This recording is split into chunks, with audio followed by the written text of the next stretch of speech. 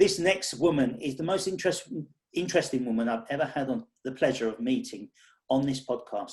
She's a vintage car enthusiast and has a passion and affection for vintage automobiles and their history. She travels throughout Europe in her 1925 Amilcar, searching and visiting collectors and designers and coach builders, finds hidden treasures in barns. Please welcome Rose to the podcast. Hi Rose, where are you and how are you? Thank you for the nice intro, first of all. And here all good I'm in Holland. So yes. yeah. So you're in just outside Amsterdam, are you? Yeah, near Amsterdam. Exactly. Okay.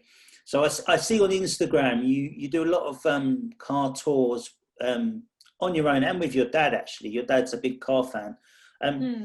What do you guys own? And if you don't mind saying, what do you drive around in? What's the... You mean, with the classic cars? Well, it's actually, it started, my dad had this passion for as long as I know.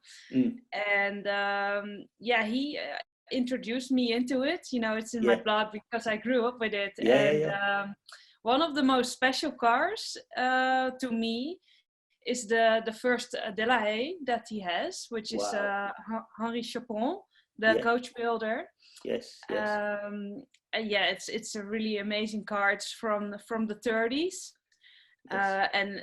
it has been with me all of my life. And we went to rallies and to concours and all these kind of fun stuff with the car. So that's where it started. And then my dad also has another De La Haye, also Chapon, Henri Chapon, which is from the 50s. A very nice, very sleek, big car.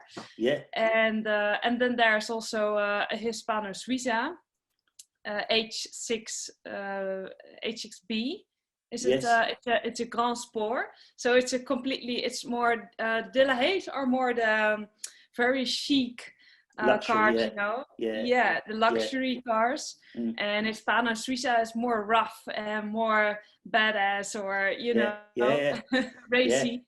I love both those brands actually. Are they still alive? Are they still going, both factories, or do they still make those cars? As in, no. do they make updated versions of those cars, or?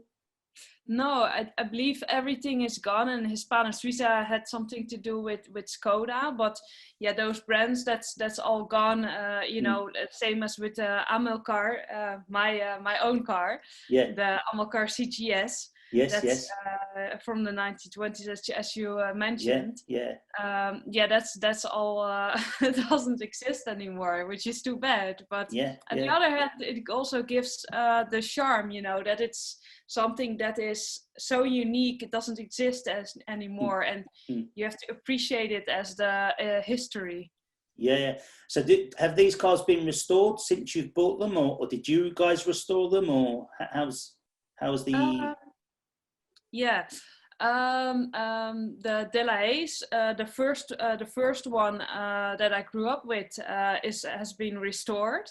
And the second one from the 50s, that's pretty much still in the same shape. And then Hispano Suiza is being restored still. It's quite a long project. It takes already many years, but I believe it starts to look like something now.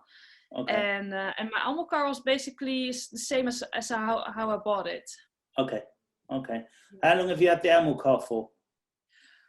Oh, I think something like 5 years now.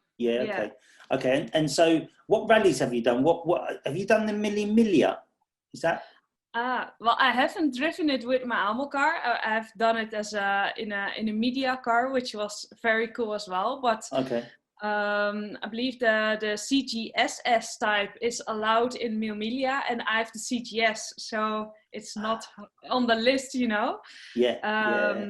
And it's of course it's also it's not a very cheap rally, but I've done some other cool stuff, which were mainly rallies in Switzerland and Italy. Yes. Oh, okay. So you like driving? You like to be on a tour, or do you like to go fast? Because I noticed on your Instagram you've got a quote. I think it's on your Instagram. If everything seems in control, you're not driving fast enough. Yeah. So what's that? Are you a fast driver, or do you like endurance driving, or both?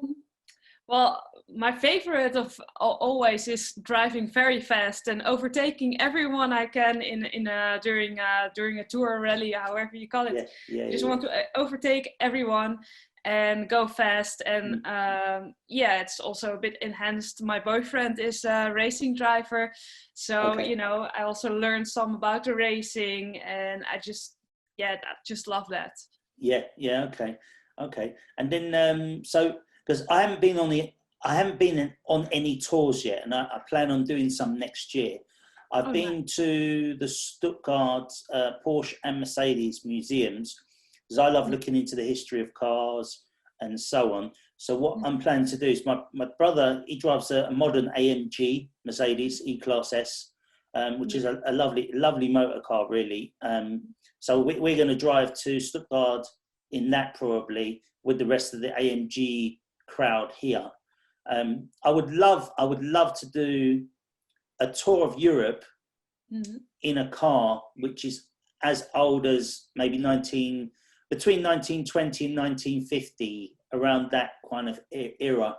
I love jumping in a car and not knowing if I'm going to get to the other side, and what kind of problems you're going to have along the way.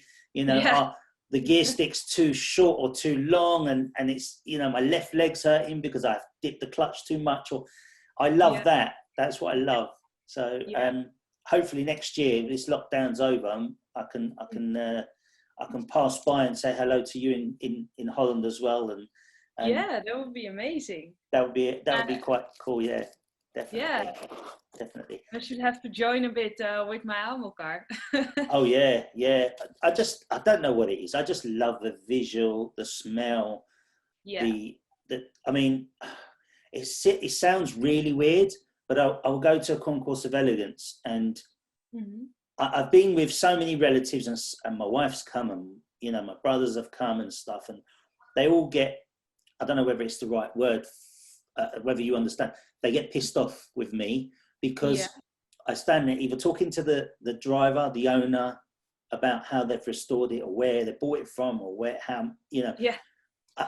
can be there for 3 or 4 hours talking to one person about the car. I recognize that a lot, and in the beginning, when I used to be always busy with horses, but I joined my dad to all the car events and to his friends, and we made all these trips, and he was always chatting for hours and hours, and sometimes I was like, I don't understand all these technical things that they are speaking about. So I was like, okay, this takes really long. And then, at a certain moment, I really dove into it, and I started my own blog, which was a crank handle blog. And then I started to learn more about coach builders, about all the mechanical part of the cars. And then it started to become fun to join the conversation, because I knew, I recognize these things because I know now what it is. And then it became fun. Yeah. No, it's so nice to see someone enjoy a car and the brands and all the, the old technology, and looking into the coach building and the history. And I love finding old pictures of old factories from the 1920s and 1930s. I mean, there's one famous image that I've got somewhere. I'll have to email it to you. It's of the Bugatti factory in Paris. Yeah. During, I think, 1920 or 1930s, and you've got, because Bugatti, I think they built a one-off plane. Have you seen the plane that they built? No, I believe not. So they've got a special plane. I'll send you the picture. It's black and white, and then you've got a Bugatti sitting next to it, and you can see the coach workers doing all the tapping of all the rivets and stuff and all that. Amazing. Yeah. I love things like that. I absolutely love it. And what was I going to say? So what cars have you found cars in barns? Do you go looking for cars across the world? Like, how do you find these cars? Well, I do have some. I think nowadays it's very difficult, and there's the story about the 2 Bugattis that were found in the south of Holland somewhere. They were auctioned. And there was a group of people who knew about these cars, and I also knew about them. But it was always a kind of like, a wish to get them out of the barn. But I knew I was not the only one, and it was quite these cars are very difficult to get, of course. Otherwise, they would have been available earlier. But I think barn finds is not an easy one anymore, because I think most of the cars are found or known. But I do have some juicy stories of barn finds that my dad experienced when he was, I think some 40 years ago. He found some cars, because then it was still in France. You could find something, and he was changing. Yeah. So there are some good stories from my dad. But myself, not so much, sadly. Yeah. We'll have to get your dad on then. Is your dad available in the future to come on? I think so. Yeah, I think he would enjoy the pair it. of you. Yeah, that'd be nice. It's such a wonderful story. When I don't know how I came across you on Instagram, but I started following you, and I thought, Jesus, this girl is so cool. Like, she likes everything I like. She loves touring around in cars. Yeah. And she just, you can see the passion coming from you about old vintage cars. Have you done the London to Brighton vintage car run in the UK? I once joined. I didn't drive it with myself, but I just joined. And it was a really amazing experience, when it's when you're early in the morning, when it's dark, and what I think it was maybe 5 a.m. or something. And you see all these extremely old cars coming out of the garage, and it's like it's something you've never seen before. It's very special. And the way they start them up and everything, it's just like, it's so funny, because I work 55 miles away from home. And I had a couple of classic cars which I drove into work now and again, and 55 miles is not a long distance, but it is if you're sitting in traffic for 3 or 4 hours, And I used to get stuck in a traffic jam with my old car, and my wife would say to me, "You smell of fuel when you come home, and your legs hurting, your arms hurting, and you've got no air conditioning in that car, and you still drive it." And I was like, "Well, I love that. That's what I love to do." So, which car is that? It wasn't a vintage car. It was a 1980s Porsche 924 Le Mans. It was a Le Mans edition one. I think they only made about 100 right-hand drive cars. I sold it in October, just so that I could get some cash behind me, because I want to buy something else now, but I'm not sure what. I'm toying with the idea of going even earlier than 1950 now. And possibly I'm looking at doing hill climbing or something like that. Oh, that's amazing. I've once been to the Prescott Hill climb. Yes. And the way these people are racing, also those small Austin 7s. They're tuned up and fast, and they can rev very high. And it's so cool to see them racing uphill, and it's so much fun, and everyone's happy with such an event, and I love it. It's a nice event. And my father-in-law, he's Sicilian. He's a Ferrari mechanic and specialist in Jaguars. So I'm hoping to try and build an engine with him and video that and put that online as well. I know, have you heard of CC Muldoon? No. She's a concours of elegance. She's a concours of elegance judge. And she's rebuilding a Bristol engine at the moment, I think. She's say her name once more. CC Muldoon. Yes, I know her. I've been once also judge at the Schlossdiek masterpieces, and there she was also judging. So, but I of course, I know it in my head. I hear it as how I say it in Dutch. So I didn't recognize it directly. Say her name in Dutch. Cici Muldoon. That's how I would say it. Yeah. But I recognize her. Yeah, I know. She's very nice. she's she's a lovely lady. I haven't met her yet. I'm hoping to have her on the podcast as well. I think she lives in the UK, doesn't she? I think so. Yeah, I believe so. Yeah. So I'll hopefully I'll have her on, because she's a judge. And this year we were judged at the Concourse of Elegance in Hampton Court.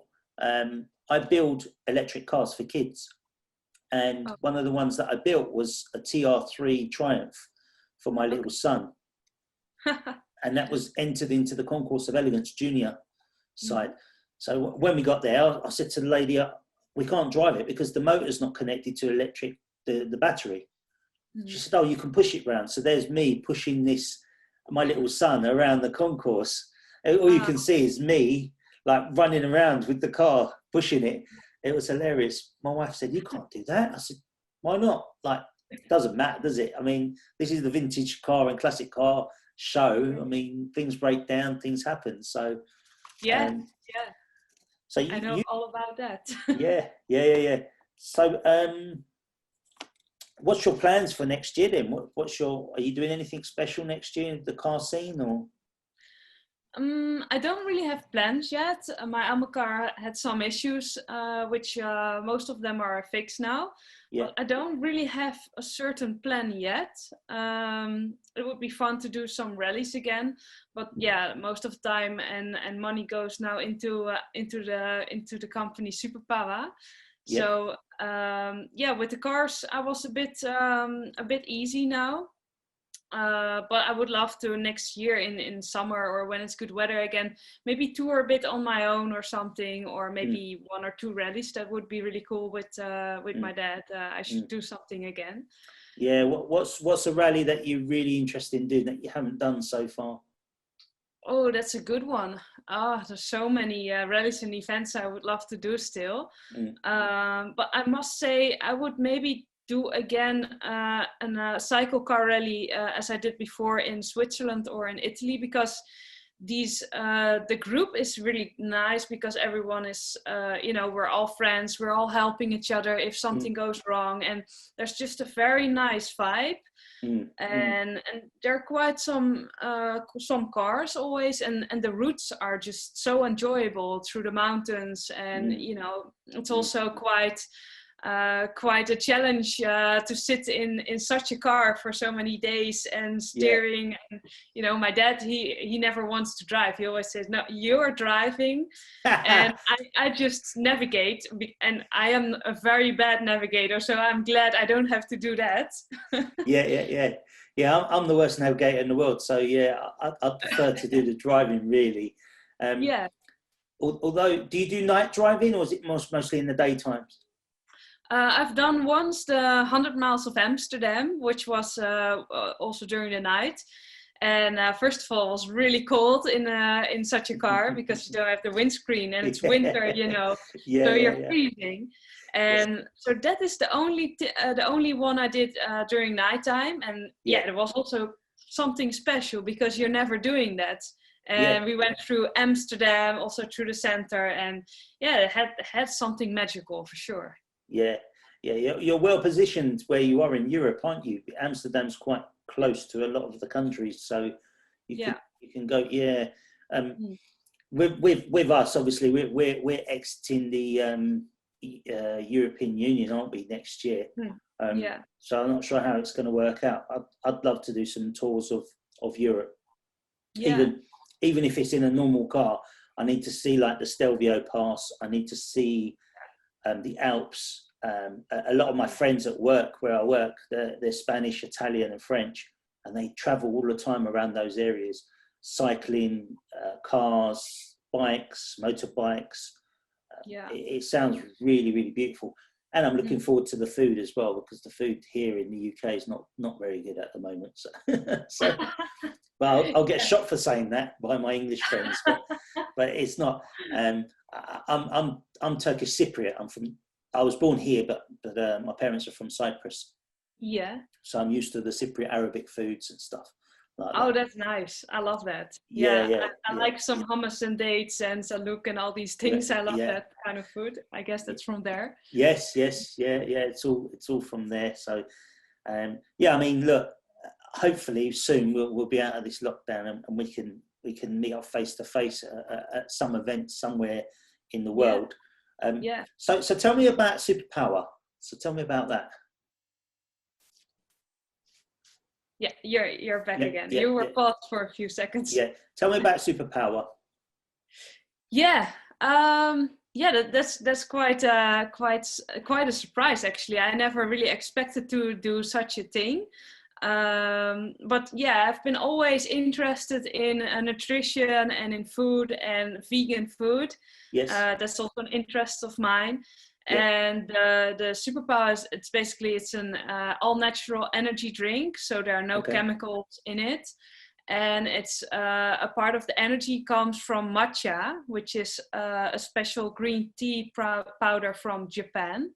Yes. And that's also where the adventure started, because I found out about all these superfoods, and one of them was matcha.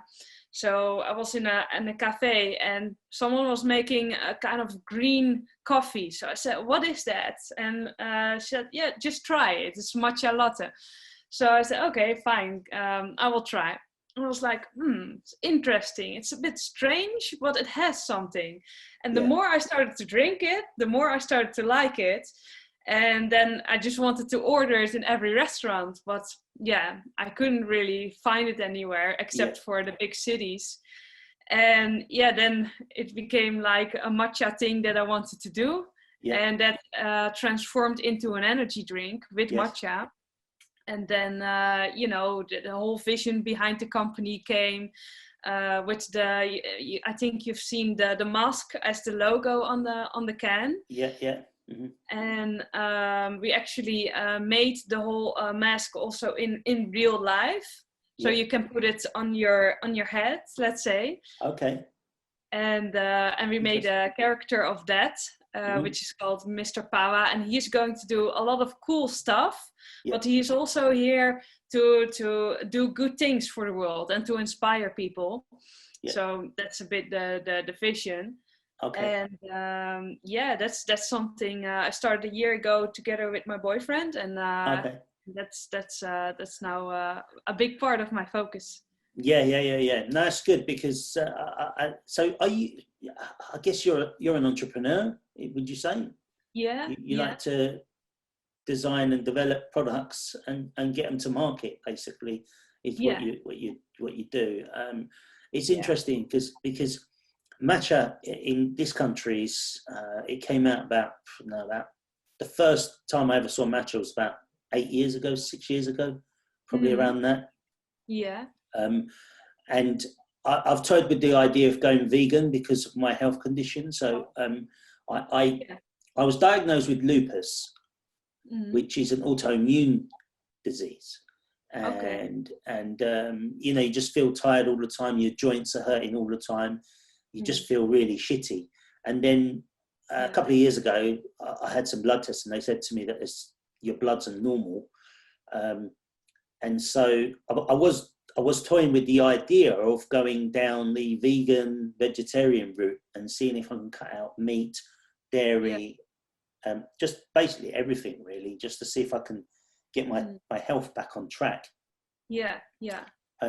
So there is, I don't know how much you follow diets and stuff like that. I can see you've got a kettlebell behind you, so you do a lot of training.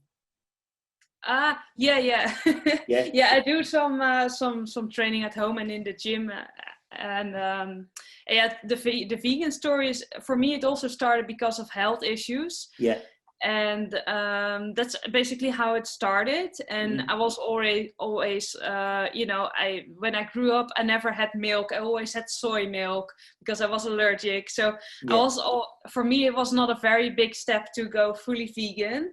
Yeah. And later on came also, I love animals. I had horses and dogs, and then came the part, okay, I'm also doing it for the animals and now for the environment. I love it. And I just like to, especially because I've been so sick or ill.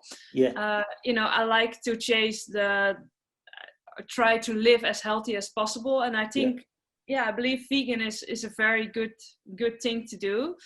next to some good movement, and you know, I think a strong body, when your muscles are strong and everything, that also helps a lot. So I have to keep lifting those dumbbells now and then.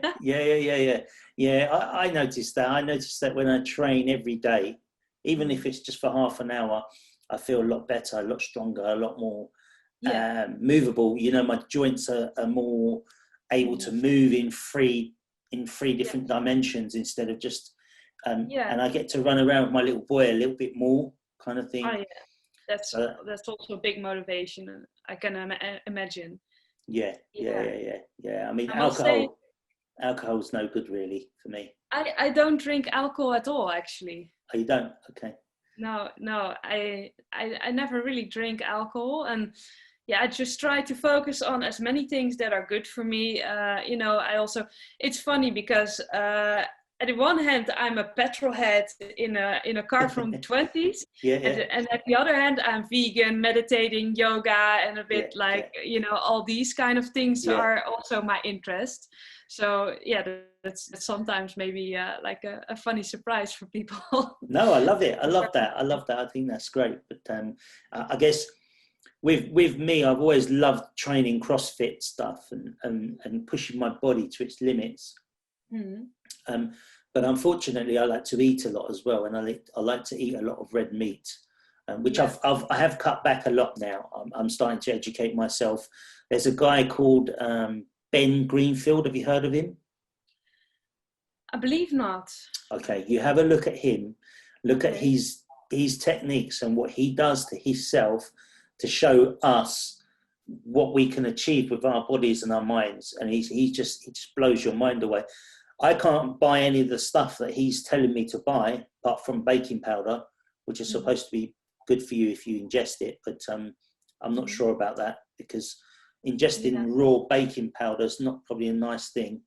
But apparently it does clear you out. Apparently it does give your bowels a nice clean out. But have a look at him, Ben Greenfield. Very interesting character. He's on Instagram, Facebook, Twitter. Writing it down. Ben Greenfield, have a look and let me know what you think, because he's an interesting guy, really interesting guy. So I would love to speak to you for another 45 minutes, an hour. You seem so cool and interesting. I'm going to try and end this podcast with 3 questions that I ask everybody. Okay. One of them is 5-car garage, unlimited value. So you can buy any car you want, unlimited value, 5 cars. What 5 cars would you choose? Well, I do have. I'm thinking, do I have 5 or more? But you've got them already. Okay. I think I'm not sure if it's an order, the right order, but for sure, number 1, Amilcar C6. So my car, but then the racer. Maserati MC12. Yes. Miura. Yes. C, I think then. Or no, the S, I mean. The S with the lashes still. So that's 3. It's difficult because there's so many. I like also the modern cars. So you know, I would also like a brand new McLaren, a 720S, for example. Yes. So as you can hear, I like cars from different eras. And maybe, of course, 250 GTO is amazing as well. There's so many more, but I think those especially. That's 5, right? Okay, that's 5. It's interesting because the 250 GTO is one that my father-in-law likes. Now, he grew up in Italy and Sicily, and he tunes carbs with his ears. He doesn't use machines. Because nowadays they use machines. He tunes carbs with his ears, and I'm like, wow, how the hell do you do that? You know, like that's a special gift. He actually diagnosed an Aston Martin, 1970s Aston Martin, a few years ago, over the phone. So a friend of mine runs a garage in Kent, not far from here, and he does supercars. He fixes supercars, and he phoned me up. He says to me, "Can you give me your father-in-law's number?" I gave him my father-in-law number. He rang him up. He says, "This car won't start in Aston Martin DB5. Really nice car." Mm-hmm. He says, "What are you doing?" Tells him. He says, "Right, do this, do that. Yeah. Then you'll be able to start it up." And he started it. My friend texted me after, and he said, "Your father-in-law's a wizard. He should have like a wizard hat and like a stick, like magic stick or something, because he's on another level. He's on another level. I'm going to have him on as well." Yeah, have him.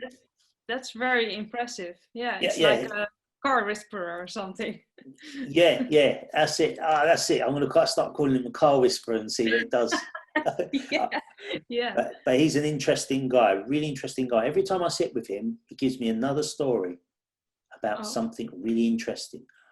A couple of years ago, we went to Italy, and the neighbour's got his neighbour's got a Ferrari 355 Berlinetta, and we were standing there. If you go on my Instagram, you'll find the video somewhere. He starts to tune the engine with his ears, and you think, my God, they don't make them like this anymore. The new mechanics, they're not on that level.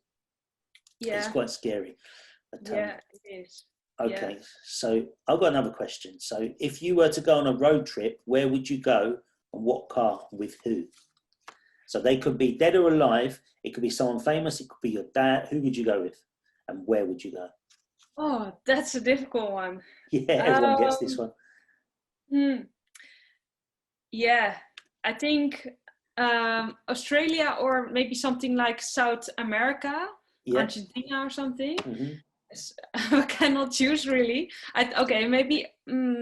Maybe Australia, because I know there are a lot of very cool petrol heads out there. I think Australia, and it's big enough so you can stay there for a very long time. With who? Then I would have to choose, I think, between my dad and my boyfriend. Don't worry, they're not going to get upset, I don't think. But yeah, I know what you're saying. Yeah. Okay. And the third one was? In what car? What? Okay, it's very challenging, but I would go the Amilcar C6. I would do that. Yeah. But it's kind of maybe impossible in such a car, but still I would, that's my dream car. So I cannot say anything else. Yeah. Okay. Good answer. Resurrecting a forgotten or bankrupt car, which one would you like to see? Which one would you invest in? Which car brand would you resurrect?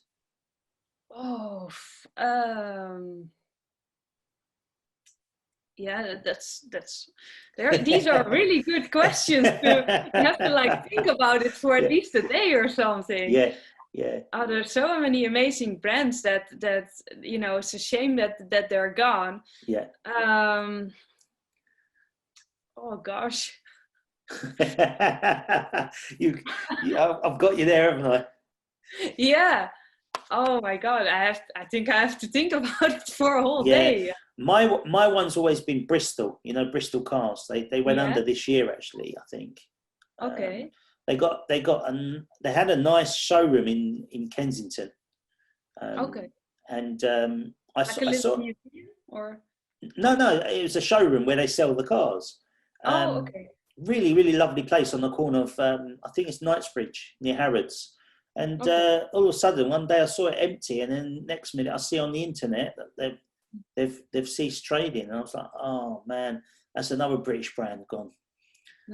Because the British brands are slowly declining. I don't even know. There's not one left, is there? I don't think there's one. Lotus is not owned by the UK. Yeah, that's true. Aston Martin, who owns Aston Martin now? I don't think they're owned by the UK either. I'm not sure. Probably owned by. Oh, by the way, in the list I would also put Aston Martin Vulcan. I've once sat in the I was joined at in Italy. It was at the racetrack. Yeah. And so someone was racing it, and I was next to it, and I was Yeah. like so amazed because the late braking and the G forces, and that was the most impressive performance experience I had. And maybe I would to come back to the question, maybe Hispano Suiza or Tabula Go. Yeah. Maybe one of those. I think they're very they're very special, and Hispano Suiza is close to my heart, so maybe I would go for that one. Okay. And Hispano Suiza, is that Spanish or Swiss? It used to be Spanish. You have the Alonso Hispanos, they are from Spain still, and then the Hispano Suiza that went to Switzerland. Okay. Yeah, okay. Well, we know what the Swiss can do with mechanical movements. Beautiful stuff they do. Yeah, absolutely. And everything also. Yeah. I know a few watch collectors here in the UK, and some of their watches are amazing. Swiss watches. Yeah. They're pieces of art, basically. Yeah. Oh, yeah. Well, look, Rose, it's been an absolute pleasure having you on. Honestly, I could talk to you all day. Honestly. Thanks. I enjoyed it too. We'll have to do it again, and we'll have to at some point we'll have to cross paths. I'm sure we will next year sometime, and nice. I'm sure our listeners will enjoy this podcast very much.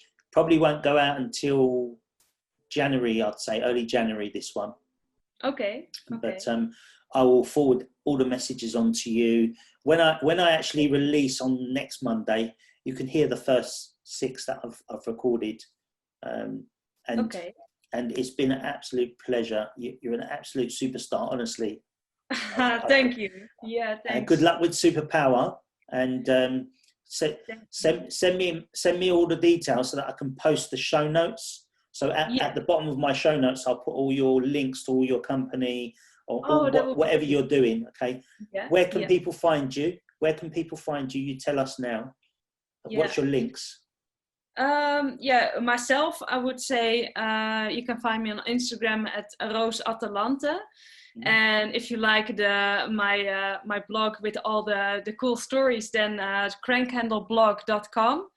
And for the drink, the Superpawa, you can find us just superpawa.com or on Instagram or social media. So okay. Well, thank you very much. Have a nice day, and we'll chat soon. Okay, Rose. Yeah, you too. Have a good day, and thanks for having me on. And you take care. Okay. Bye bye. Pleasure. Thank you. Bye bye.